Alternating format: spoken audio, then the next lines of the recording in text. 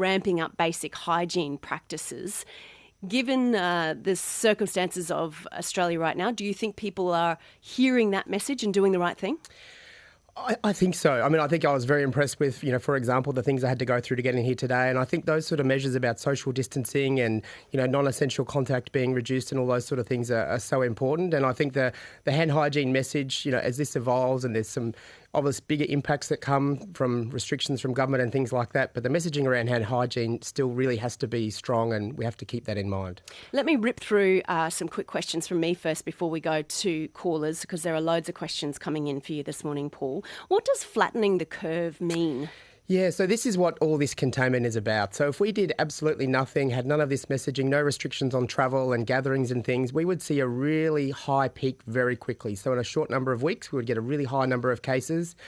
And what's clear is that would exceed our healthcare system capacity. So we would be in big trouble if that happened. So what we're trying to do is delay that peak and also make it flatter. So the actual peak of cases, the peak burden of this outbreak will be less and later. So, and that's what this is all about, all these containment measures. And what that does also do, which is where all the commentary around this is a marathon, not a sprint, really comes from, is that also spreads this out. So it means we're going to be dealing with this for a little bit longer, but the impact, the burden will be reduced and delayed to a degree. Can you predict where the peak of that curve might be in Australia? So we're trying very hard on the best modelling based on what we've seen overseas and what we know about this disease and also what we're seeing here. And, there's a lot of predictions and it's such a fluid thing that's evolving so quickly that they're obviously always being revised. I think a lot of people would think that the peak, if we're successful, might be around June, July.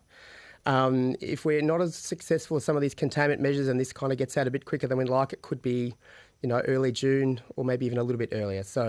But it really is evolving so quickly that we're carefully monitoring the situation and trying to model as best we can so we can respond accordingly. And is that estimate based on the idea that 1 in 4 Australians will contract COVID-19?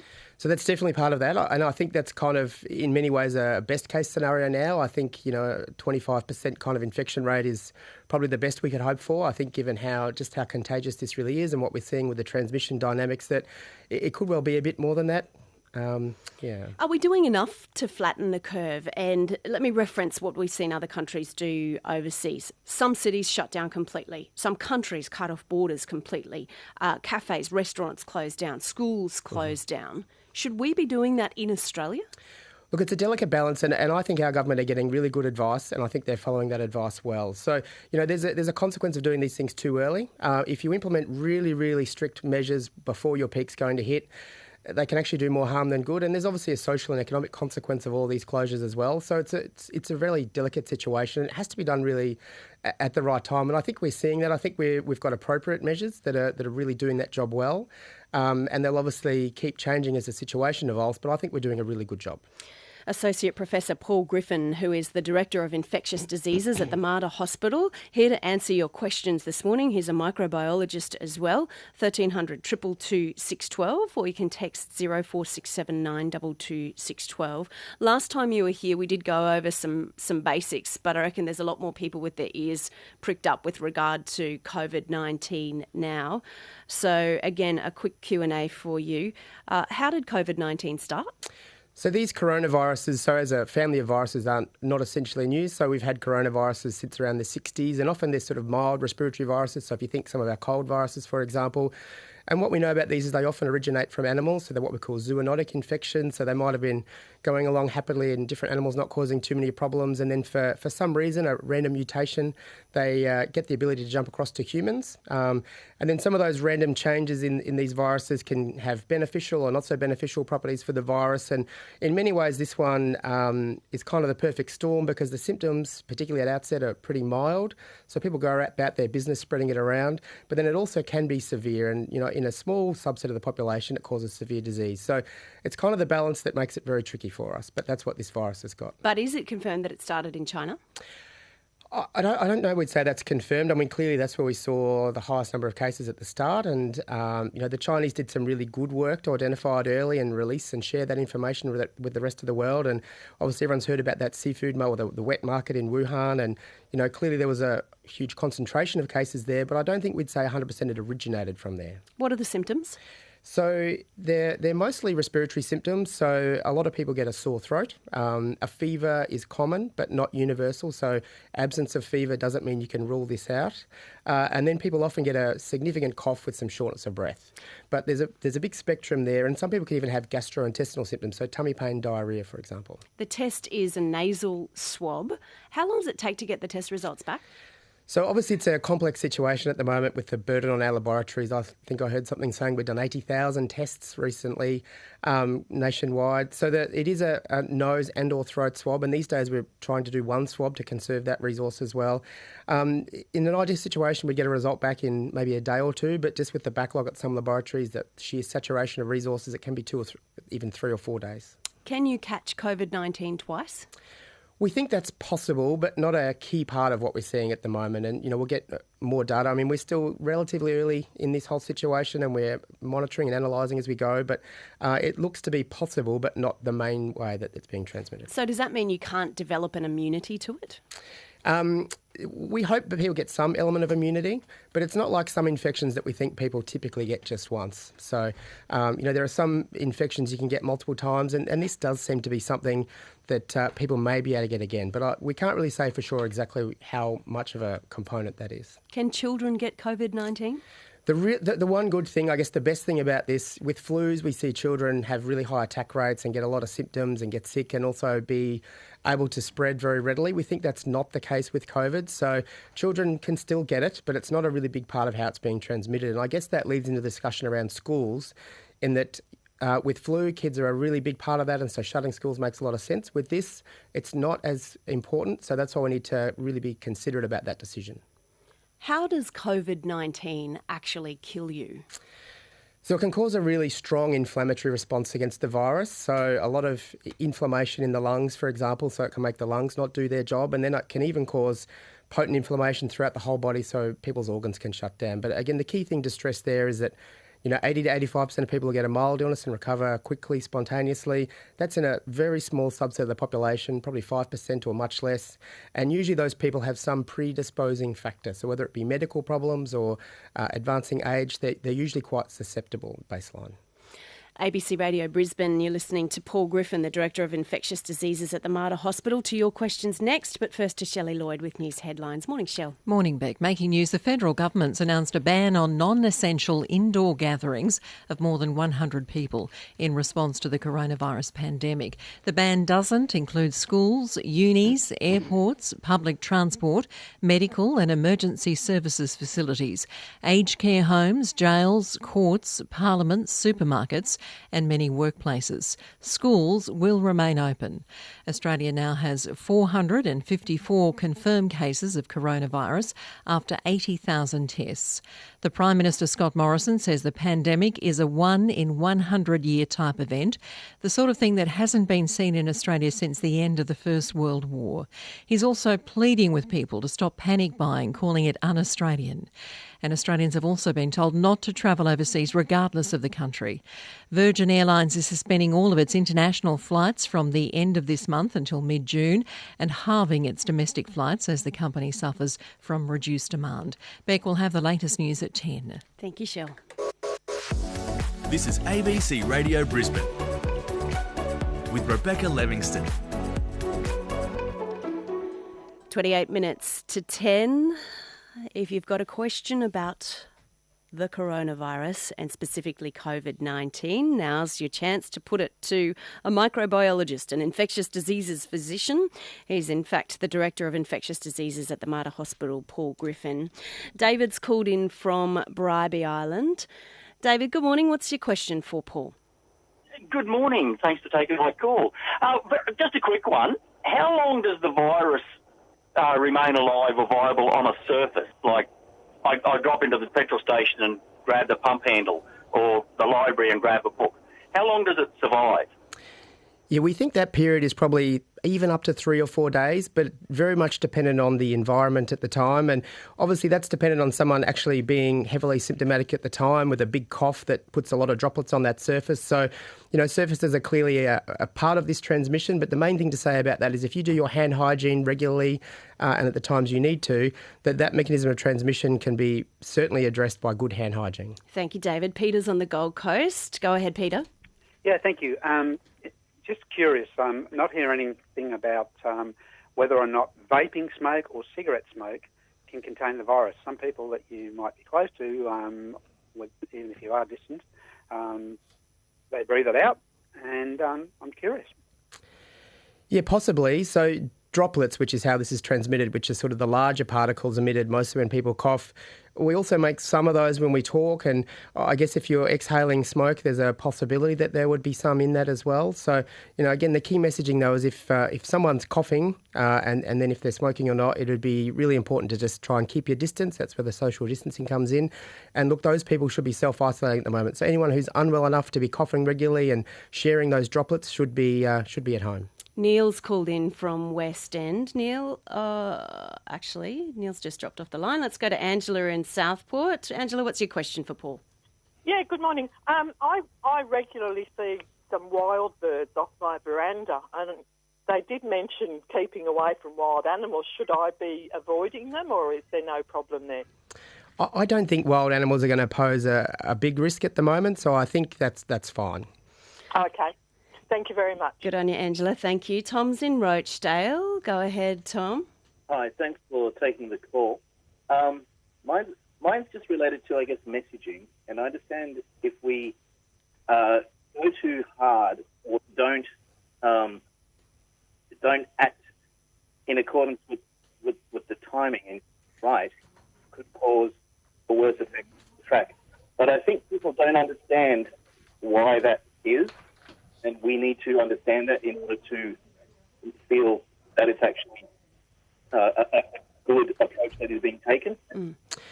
Yeah, so you're absolutely right. The timing's critical. So if we locked everything down the last few weeks, for example, it's almost impossible to maintain that for 6 or 12 months, for example. So if we do that too early, we run the risk of being too aggressive before the peak hits and then not being able to maintain those interventions whilst we're being most affected. So it's really critical that we do these things at the right time. And the paradox, I guess, with these public health interventions is if they're really successful, we'll control this well and it won't look like a big problem. And then everyone will say, oh, we overreacted. And I guess that's what we're hoping for, because we hope to be able to control it so that people think it wasn't as bad as we were predicting. But I can guarantee that if we don't do these things and we don't do them well, this will still pose a big problem.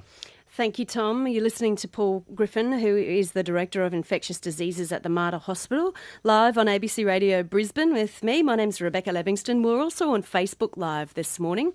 So if you want to see Paul, you can jump online and see him there. Or if you missed the first part of the discussion, perhaps you want to share it with someone else, the video will be on the ABC Brisbane Facebook page and available for you to share as well. Heather on Facebook says, given the virus can remain viable for 72 hours on surfaces like metal and plastic, do you think a major vector of spread could be smartphones? Perhaps we should all start to leave your phone at home. Yeah, we know phones are able to transmit lots of things. I guess the thing there again is around hand hygiene and the fact that you probably shouldn't be handing your phone around to lots of people, and particularly if someone's coughing a lot. So if you're using it yourself and you're maintaining your hand hygiene sufficiently to protect yourself, you won't be inoculating or infecting your phone. So, but to be honest, they are pretty grubby things, and there's been studies showing they're dirtier than toilet seats, for example. So I would recommend perhaps giving your phone a bit of a wipe periodically too. Okay, perhaps some kind of hashtag, leave your phone only close to your own bones or something like that. Sean says, do schools need to close? We keep coming back to the school question. Can I perhaps rephrase that to, what is the tipping point at which schools should close? So we're watching this situation very carefully, and I think if we saw a lot of transmission that we thought was originating from kids and kids interacting with each other, so spreading it to other children and then spreading it to families at home, I think that would make a lot of sense to close the schools at that time, and we're just not seeing that. So currently we will close schools if there are cases there, just like we'd close a workplace, for example, or a shop or what have you, but we're just not seeing kids spreading it to each other and then that contributing to spread in the community. So could they be carrying it and not know it? Yeah, we think that can certainly happen with influenza, but we don't think that's as prevalent with this virus. So we don't think the kids are spreading it around at this stage, which is really good news, but it also means that the school closures won't be a big part of this right now. But that's not to say it won't happen. Yeah, how do we know that school kids aren't spreading it? So I guess at the moment, in Queensland and Australia, we're still really carefully and aggressively case finding. And if someone gets diagnosed, there's a lot of work that happens with our public health colleagues and ourselves about ringing everybody and putting people into lockdown. And then if we see other cases, then we trace those back. And we're just not seeing cases arise from child-to-child transmission, particularly in schools. Again, always being carefully monitored. And if that arises, then I think that would be a good trigger to close schools. But it's not what we're seeing. Terry wants to know, why do some people have next to no symptoms? It's one of those things that it just has a spectrum, and the majority of people have very mild symptoms. And again, that's good for those people that don't get too sick, but also makes it really hard for us to contain. So, again, we've seen a lot of people turn up for work. I thought it was just a bit of a cold, I had a bit of a sore throat, and then those people are infectious and can spread it. And I guess what all the containment's about, so some people would say, well, why don't we just not worry about it and let everybody get sick? So while the majority of people will be mild, there is going to be a proportion of our population that will be significantly affected by this. And while it's small, it will be significant if we don't maintain this control. Sean's called in from Cornubia. Sean, you've got a question that relates to your dad. Go ahead.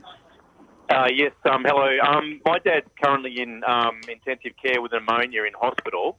What's the chances of him, they don't think it's coronavirus, but what's the chances of him with all the nurses treating patients with corona for him to even get worse in hospital with catching this disease? Yeah, so we're taking great efforts in my facility, as I'm sure all of them, to make sure that healthcare transmission is not significant. So we're using a lot of PPE and carefully watching all of our practices, including hand hygiene. So hospital-acquired coronavirus is not something we need to be concerned about here at the moment, and I would like to think we'll maintain that throughout this process. So, as I said, we've got large teams of people working really hard to make sure that getting this in hospital is not going to be something that happens very common, if at all. All strength to you and your dad, Sean. Thank you. Thank you. Yeah, it's a worrying time for people who perhaps are already grappling with medical issues completely unrelated to COVID-19. Accidents, strokes, heart attacks, of course, those things all still go on. Babies still get made, which goes to the heart of Andrew's question in Hurston. Morning, Andrew.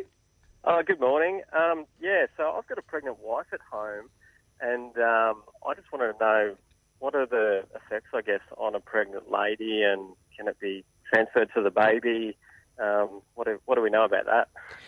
So I guess a little similar to the story in children, that's one of the good things about this infection, is that we think people that are pregnant are not particularly at risk, which is really good because that can be different to influenza. And we think it's actually less likely to be transmitted to the baby as well. So in terms of mums who are pregnant out there and with young children, that does not seem to be a big factor here. And again, young children, if they do get this, aren't getting it all that severely. So we can be very reassured about that demographic. When's your wife due, Andrew? Well, it's early days. We're about 12 weeks, so... Well, congratulations, and let's look forward to bringing that beautiful baby into this world. Thank you, Andrew. ABC Radio Brisbane, 20 minutes to 10. You're listening to Paul Griffin, who is the Director of Infectious Diseases, although clearing his throat in the background. Are you okay, Paul? Definitely. I'm not at risk at all, I promise. You've just been talking a lot. He's the Director of Infectious Diseases at the Mater Hospital, a physician and microbiologist as well. Back to the Facebook questions, which there's no way I'm ever going to be able to keep up with all of these. But let's crack on. Karen says, my sister is in Bali on holiday. Should she come home now? So I believe that is the advice that's been released publicly today by the federal government, that we are trying to get all Australians back home. Obviously, there will be a period of quarantine, 14 days. And so I would strongly recommend adhering to the advice. I mean, I think that's the main thing, prevailing issue around at the moment is there's so much information, people are struggling to know who to believe, and I think we need to go right to the top. And if the federal government have a recommendation, I think we strongly need to recommend adhering to that. Health.gov.au is where you'll find regularly updated information from the federal government. Jenny simply wants to know, should she still go to her aqua aerobics class? So again, I think there's going to be lots of individual situations that it's hard to know what a prevailing recommendation is. I think if you're mixing with a lot of people, I think I would reconsider it if it's not a non-essential activity. And if you do go, then simple hygiene things, again, around hand hygiene, are going to be most important. Gabrielle says, can the virus be transmitted from food, particularly uncooked food? It's possible, again, with those droplets, so those things that we expel by coughing or even talking, if they landed on the food and you were to consume that, I guess that's a possibility. But again, simple hygiene practices from people preparing food, don't cough on what you're making and wash your hands before you make food, should prevent that being a big source. Catherine says, my family and I currently have influenza A. In fact, so does one of our producers, our beloved Josh, has influenza A at the moment, so he's not at work. But Catherine says, are we more susceptible to COVID-19? I'm a school teacher due to return to work next week. So not necessarily susceptible, but we are a little concerned about the overlap if people do get the flu and coronavirus. It's likely to be quite an increase in the severity if people do get both. We haven't had a lot of cases to know this for sure, but I would certainly recommend doing everything we can to prevent influenza. And I guess that's where the flu vaccine this year, me personally, but I think other people as well, don't want people to miss that key message and forget about the flu, because it's going to tick along as normal as well in the background. And if we get a bad season of flu this year, that's going to make things much harder for us. So I would strongly recommend people get the flu vaccine this year as well. It doesn't protect against coronavirus, but will protect against the flu. Paula in Clontarf. Paula, you've had a nasty cold for a couple of weeks. You were tested for flu, but you got a question off the back of that. Go ahead. Yes, I've had a nasty cough for 2 weeks with lots of drugs and things, and still almost better, but not quite.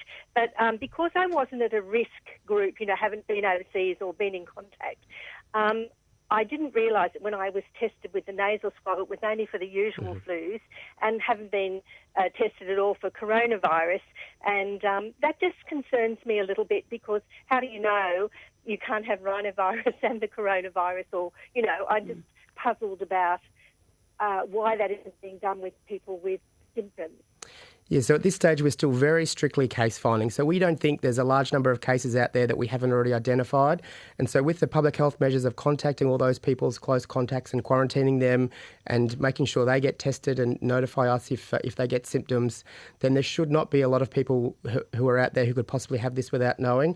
Obviously that's going to change, and when we start seeing more community transmission, then we're going to have to change our targeted screening to being more broad. But at this stage, and certainly in the preceding weeks, we didn't have that many cases, and all the ones we did have, we knew how they got it and where they got it from, and we alerted their contacts. So the chance of getting it and not being tested if you needed to be were very low. Good luck, Paula. Keep well. Francis is in Boondall asking a question about recovery. Go ahead, Francis. Oh, hello. Thank you very much for taking my call. So, I've been listening on the radio and reading the newspaper about this virus, and every day we hear how many Australians have the virus. We hear about death. But I want to hear about the good news. What's the recovery? Those people who've had it, and how long have they been able to have to remain quarantined, and can they just get up and keep going? Can we hear some good news, Yeah, great question. So, yes, most people will recover and recover relatively quickly. We obviously want them to be in quarantine to ensure they're not shedding the virus. So at this stage, we're even still doing swabs to make sure we can no longer detect it. I think for the most people, that's probably 7 to 10 days. We can clear them and say they can go back to their day-to-day business.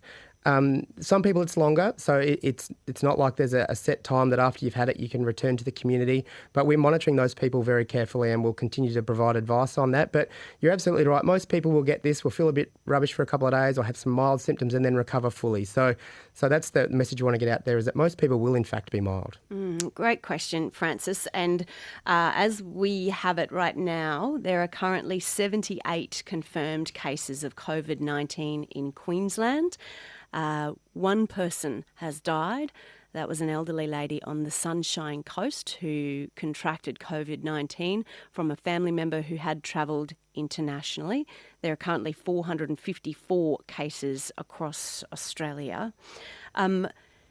Just to be the yin to Francis's yang, the mortality rate, what is it? So overall, internationally, it's about 3.91, I think, at the moment. And again, we hope and we expect that that's an overestimate based on the fact that we haven't got a proper handle on the denominator or the total number of people infected. So the more severe people are getting tested, so they're overrepresented in those numbers. So we hope as this plays out and we test more people and we find more of those mild or almost asymptomatic ones, that number will fall. Okay, so 3.91 1%, the death rate, but of course it's skewed to people who have comorbidities or other conditions that perhaps already compromise their immune system. Sally's in Rochdale. Sally, I reckon you must have been shopping to come up with your question. Go ahead. How are you going? Hey, look, we've been given 5 really key points as part of the safety that we've been provided, and I just want to know what's the detail of these things. What do I have to do? What's your key takeaway? Do I have to wash my fruit more? How do I sit on a train and stay safe? All of those kind of day-to-day. How do I share an office kitchen with 200 people? Do I need to use a dishwasher? Should I bring my own cutlery? I actually need advice about, how do I live? All right. Yeah, well, let's break those down and do Sally's day at work. When she gets on the train, what should she do differently? Sorry, I think the big thing about public transport, again, is the hand hygiene and the social distancing. So you'll see that there's a few really key messages that we apply to multiple situations. And, the two main ones are around that social distancing and hand hygiene. So if you get on the train, if someone's coughing visibly, I'd try and move away as far as you can. And when you get off, I'd do your hand hygiene. And I probably would recommend against things like eating on the train. So if you're surrounded by 15 people, it's probably not a good time to pull out a sandwich and eat that on the train. Try and do that somewhere a bit less public. But and then just do your hand hygiene when you get off. Okay, she goes to work. There's a communal kitchen. Can she use the cups in the kitchen? Should she bring her own cutlery? So similar story. This does get killed off by sort of fairly routine cleaning. So if the dishes have been in the dishwasher that's been hot, for example, I guess if you think about usual kitchen hygiene practices, it's things like salmonella and E. coli we worry about just as much. So if the dishes are washed properly and handled properly and the food's handled properly, the risk in the kitchen itself should be pretty minimal. I probably wouldn't have 50 people in the kitchen at once. So if we can stagger breaks, for example, so again, the social distancing, and again, wash your hands or use your hand hygiene product before you eat and possibly after leaving a communal area as well. To Sally's question about fruit, should she wash that? And in fact, Judy's asked a question about that as well, saying, can you get COVID-19 from products you buy from the shops if someone else has touched it? Should you disinfect everything you get from the shops? Yeah, I would not think that's going to be a critical part of how this is transmitted. I mean, if you think about the fruit, for example, that would rely on somebody at the shops to have basically coughed over that fruit and to have done that within a fairly short time frame before you purchase it and get it home. So, well, hang on a second, because didn't we say that the COVID-19 can survive on surfaces for up to a couple of days? Yes. Yeah. So within the preceding 2 days, someone would have had to have coughed all over that fruit for you to get it home and get it that way. Well, when you say all over it, because I mean it comes down to the nitty-gritty of, I guess, microbiology, your area of expertise. Is it like one because it's not in the air, is it? That's right. It's in moisture. That's right. So a cough, let's say on a batch of apples as they're being put out at the supermarket. So that would rely on someone being symptomatic and infected and coughing, and so those droplets, so they are large particles, and so they will settle potentially on that fruit. So you would have to buy that in a relatively short time frame, and when we say 2 or 3 days, it does decline over time. So you'd still have to have a really high volume of that stuff on that fruit for it to still be there after a couple of days.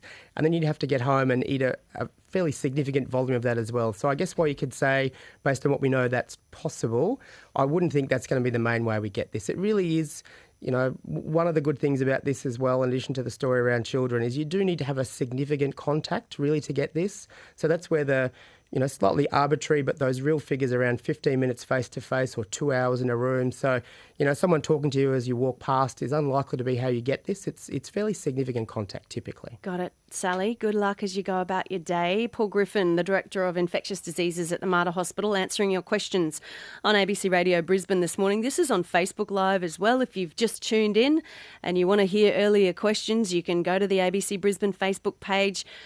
Paul's rattled through, I reckon we've probably got through 50 questions so far. We've got about another 8 minutes before the news, so let's press on. John's in Wavell Heights. Morning, John. What's your question for Paul Griffin? Morning. Firstly, Paul, thanks for doing this morning. My question is about people with no immunity. So I have a wife who's 74, has blood cancer, is in remission, is told that she won't get her immunity back for at least a couple of years.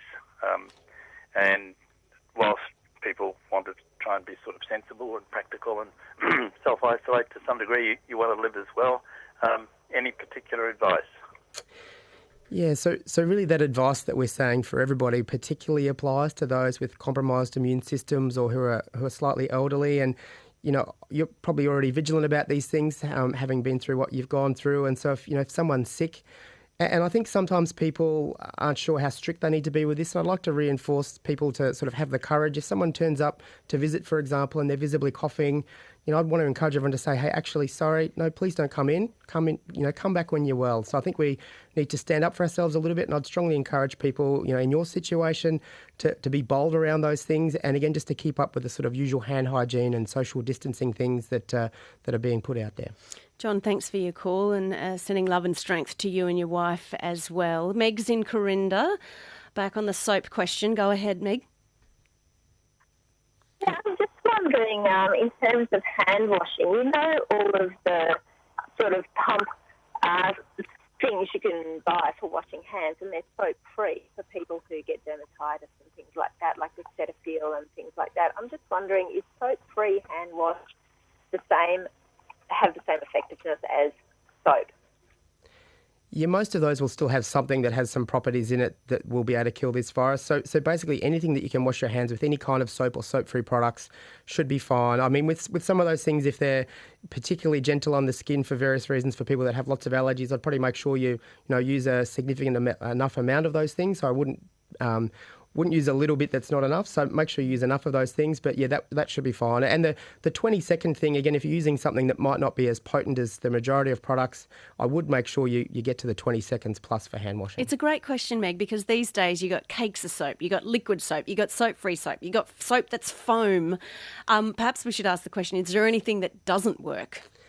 Not really. And with hand hygiene, the main thing is just make sure you do it. So alcohol or soap, just make sure you do it and do it well. And I think one of the things that I've liked in terms of the messaging was, pretend you've just chopped onions and you need to change your contact lens, for example. So, those people make sure they wash their hands well. And I think that's a good message. Peter's called in from Beenleigh. Peter, you're a cabbie. You're frontline when it comes to the public. What are you doing? Okay. Hi. Thanks for taking the call, and thanks, Professor, for helping us all. I've made up 70% metho, 30% water in a squirt bottle. Squirted on my hands after every fare, been doing the door handles, the seatbelt buckles. Is that going to kill it? So, yeah, 70% alcohol or above we know is effective. So, good innovation there, but I would think that's going to be effective potentially. I mean, we do have to watch with some of these products that people are making that they're not too harsh. So sometimes those things might affect surfaces or be particularly drying on your hands, and that's where the proprietary products, the ones you buy from the chemist, are likely to do that a bit less so. But in short, that is likely to be effective. Okay. Good on you, Peter. Thank you. Peter from Beenleigh. Gosh, so metho and water being squirted by cabbies. It's extraordinary times that we are in at the moment, and yet the overarching message is still keep calm, adopt basic hygiene practices, keep taking advice from authorities like the Chief Medical Officer and like Paul Griffin, the Director of Infectious Diseases at the Mater Hospital. Lots of questions from people coming in on things like, I've got asthma. What should I be doing that's different? So I think people with chronic medical problems, it would be wise just to see who ordinarily looks after that and make sure that that's on track as much as possible. So if there's any tweaking of medications that you might have been thinking about for a while, or you've been putting off seeing your specialist about a chronic problem, I'd recommend doing that now just to make sure those things are as taken care of as possible as we enter into this more. And in terms of medications as well as all supplies, I'd strongly encourage against stockpiling, because that has a broad impact and a lot of people are seeing the effects of that. But having said that, I'd make sure you have a sufficient supply of your medication. So not 2 years' worth, but enough to get you through the next few months, for example. Tamara says, do people with MS, multiple sclerosis, need to be more concerned? It's hard to quantify everyone's individual risk, and part of the risk may be from the illness or the medicine that people are taking for it. I think if people want to find out if there's anything they need to do particularly about that, I'd encourage they see their doctor, their GP or their specialist. But the main risk factor with this one is still age, to be perfectly honest. So it's people over 80 that we're seeing representing the majority of the really sick ones. So they're perhaps the people we need to look at protecting the most. What about people with diabetes? We've heard in other countries that they have been deprioritised in some circumstances. Again, diabetes is a word that represents a big spectrum in different illnesses, of different disease. So, I think it would be wise for people to try and have their diabetes controlled. And certainly if people have that plus a number of other medical problems, and perhaps if the control isn't good, they will represent a risk factor. But, we have great therapies for that these days. And so I'd encourage people to try and do what they can to get on top of that now. Someone says, does fresh air, sunshine, reduce the survival of the virus? Absolutely. So that's why we're trying to encourage people to, be outside more and social distancing and things like that. And the open air is a great way of reducing spread. So you can still take your kids to the playground to play on a beautiful Brisbane day. Just get the kids to wash their hands before and after. Yeah, and I guess what we don't want to see, and this is what comes into the school closure thing, is if schools close and then 40 kids go to the same playground and are touching each other and in close proximity. But in terms of taking a small number of kids to the playground and running around outside, that's a great idea. Peter says the World Health Organisation recommends test to understand the correct numbers.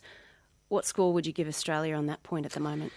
Like a lot of things, that's a delicate balance, and we've fluctuated. And I think that's been something that's been a bit hard for the public to get their head around, is that we went for a period of let's not test much, let's be really careful, let's test everybody. And then unfortunately we had some issues with supply of a few elements that were required for the testing, so we had to wind that right back. I think we should absolutely test as many people as possible, but we do have to be mindful of the finite supplies we have to be able to do this test. So that's why there's some guidelines around who gets tested. And if people want to get tested but can't, I'd encourage you not to get upset at the people who you're talking to, because they would have assessed your requirement for the test and would be acting on advice from the public health authorities around that. So, please don't shout at the people that say you're not in a group to get tested, because you probably don't need it. And one other big misconception we see about this is a lot of people want to come and get cleared, so they're really well, but they may have had an exposure and they want to get a test for that. It doesn't do that. Paul Griffin, be kind is a beautiful note to end on, and I'd also say seek out information from reliable authorities. Health.gov.au, the place to go, or listen to people like Paul Griffin, the Director of Infectious Diseases at the Mater. Thank you so much. Thank you. It's 10 o'clock.